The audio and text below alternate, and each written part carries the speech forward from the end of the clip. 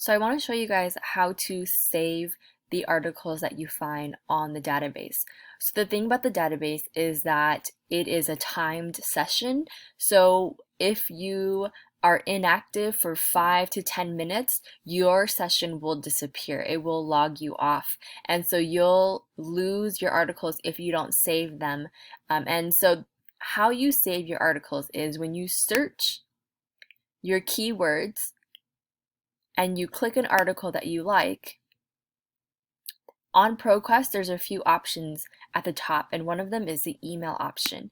If you click email, it will ask you a few things. The first thing is the bibliography option. You always want to include the bibliography, so make sure you check that box. We always want to make sure it's an MLA. And then you want to put in your email, and then you want to put your name in. Once you've done this once, it will remember you, and so you shouldn't have to do it too many times. And then you just press continue, and it will send it to you. That way it's in your email. You can always find it if you need versus having to go back through ProQuest and re-look through the database.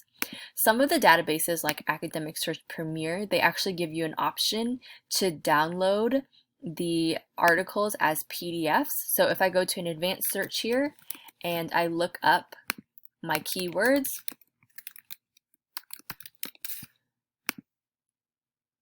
what I will see is some of the results have PDFs attached to them.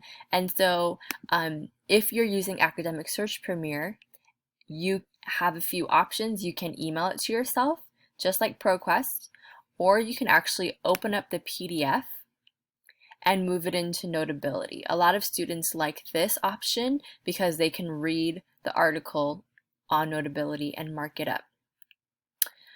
The last thing is that the best thing about databases is that it gives you a tab that lets you look at the citation. So this little notepad button here will tell me the citation, and I just scroll down to where I find MLA, and this here is the citation that I would need for my bibliography. For one of your assignments, you will need to post the MLA citation, so make sure you know how to find it. This is where it's at on Academic Search Premier, and in ProQuest, it is right next to the email button where it says Cite, and then again you just scroll down, make sure you're in MLA, and then here it is. That's how you save articles, that's how you download them, and that's also how you find the MLA citations.